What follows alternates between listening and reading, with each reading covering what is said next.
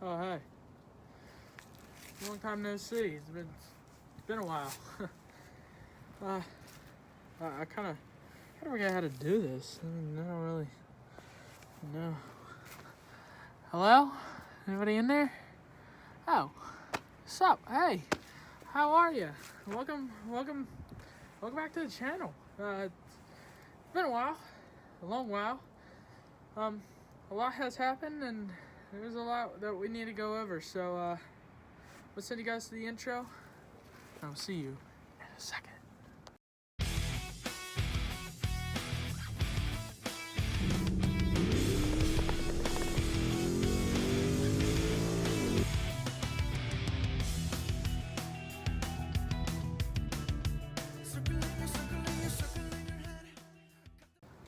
Alrighty, y'all.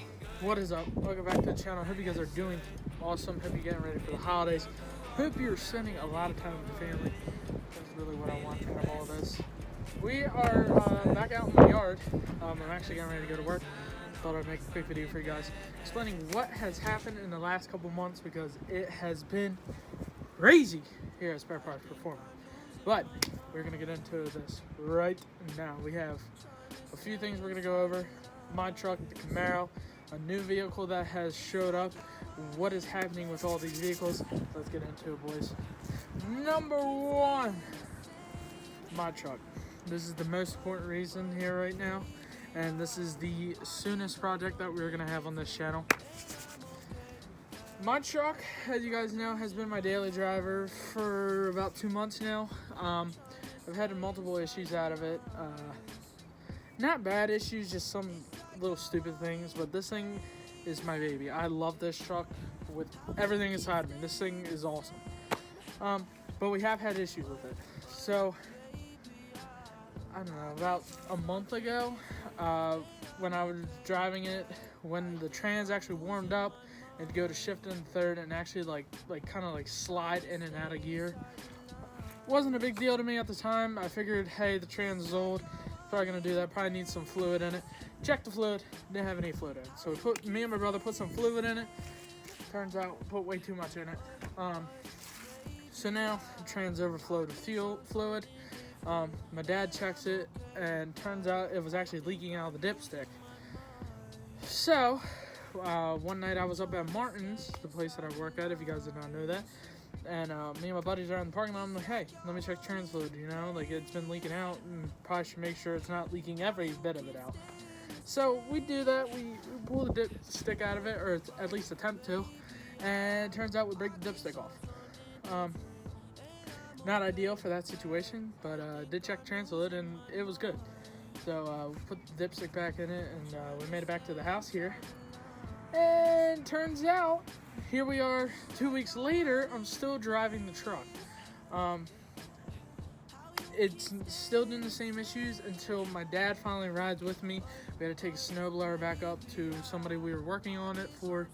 Took it back up there, and turns out the truck has an actuator pump or whatever it is. It's something in the trans that pushes it into gear.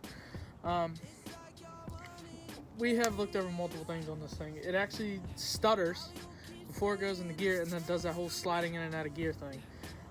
So we don't know what is wrong with it. Some people said it was the kick down, where we put the ratchet shifter in it. Some people said it was the kick down that's flopping down. Zip tied it up, didn't fix it. Some people have said it's because I put too much fluid in it. Check the fluid's good. So that obviously wasn't the issue. So we do not know what is wrong with this transmission. So, what happens when you blow a transmission out? New project. This thing is going to be heading over to the garage soon as I get all the parts for it. We're going to be about $750 into this project. What I would like to do with it, and I think I'm going to stick with it, just have to get all the parts for it. I'm going to pull the motor and trans out of it. Rip the motor down, put a bigger cam in it. We have a comp cam's thumper cam picked out for this thing that we're gonna put in it. We're gonna leave the exhaust the exact same way it is, because I paid way too much money to take that off. So that's all staying the same. We're gonna put a big freaking cam into this motor. We're gonna pull the trans out. We have a Global Transmissions rebuild kit with a shift kit included. So this thing is gonna have a shift kit put into it. It's gonna have a rebuilt trans in it. We're gonna do all of this ourselves, and hopefully, if I don't wuss out, I could get it on recording for you, and you guys will see it right here on the channel. So make sure you stay tuned for that, because you all want to see that. Another thing we want to do too, I'm going to put a 5-inch lowering kit on it, and put the black Pro Comps that we have on it. I'm going to put the Pro Comps on the front, leave the black Steelies on the back, well, the white ones, I'm going to paint them black, and we are going to put full slicks on the back, and this is going to be the new race truck for me. My daily driver is my dad's truck. We call it the Battle Wagon. It's a 2000 Expedition, bone stock, not really, but hey, it's daily driver, and I'm not complaining. It has heat. So, moving on to our number 2 project. Probably not as big as this project, but definitely something happened with it sometime soon. And that is our Camaro. You guys have seen this car on the channel. It's pretty much the highlight of this channel. This thing gets a lot of attention. It's a really cool car. It has a lot of character, and we take pride in this car. As you guys know, it has a 454 big block in it, stock bottom end, has different heads on it, and a really big cam in it. I know that. Last time we raced this car, you guys did not see it because it was the last video on the channel, and the car didn't do so hot, so I didn't bother posting it. The car actually blew the alternator, so it was running off the battery the whole ride home, and we went to start it last night, and it didn't start. So, the car needs an alternator. We're going to be rebuilding the trans in that one, because if you guys haven't noticed, every time you shift the second in the car, it just slides. So, like, it doesn't have, like, a real nice shift. It kind of just, like, glides right into gear. Not a big deal. Not a good thing. So we're gonna try not breaking the car, and we're just gonna pull the trans out and rebuild that one.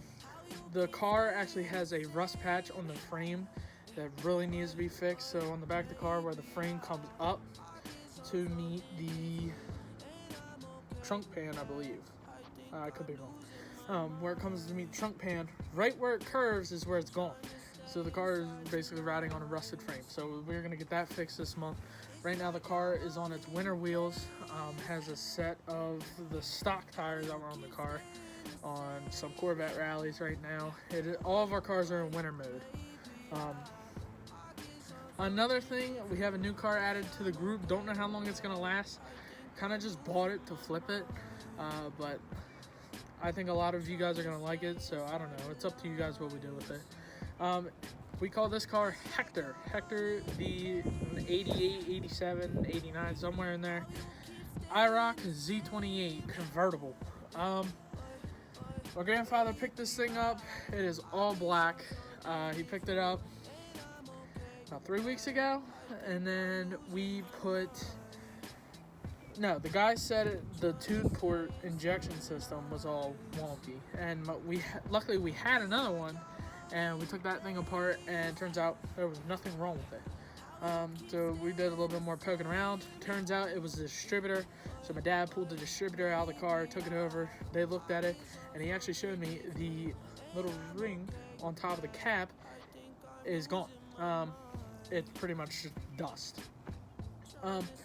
That distributor was really messed up. So we just went ahead, bought another one, put it in the car, started the car up, and that thing ran absolutely perfect. With that tune port injection system, the car was running really fat because it was trying to make up for the distributor not working. So that's why we thought it was that. It wasn't. The car runs perfectly good now. So excited to see what we got to do with that. We got to put a front fender on it and swap some tires around on it because the brakes are actually sticking on it and it doesn't burn out the whole time. I think it's cool, but a lot of people don't. So I think that's it, guys. Last month has been hectic here, man. My brother got a new truck. He got rid of the green 95 K1500 that he had. Kind of sad because I just drove it and I actually really like the truck. But he bought a 2014 F-150. It was a good buy. I'm really proud of him. He deserves it, you know. So there's a lot that's been going on here. My dad got the white truck going on the road. We're just out here living, man. So we got a few projects coming up for you guys after the holidays. Stay tuned for that if I don't make another video for you guys. Hope you guys have a very, very Merry Christmas. And we're just going to be here rolling in style, guys. So I hope you guys enjoyed this video today. Nothing really special happening. Just kind of want to come on here and tell you what to expect from these vehicles. Because right now, the truck, I got my work cut out for this one again. Cookie Monster V2 is gonna be a bad whip, dude. Stay tuned, guys, and I'll see you in the next one. Now here you go again. You say you want your freedom. Well, who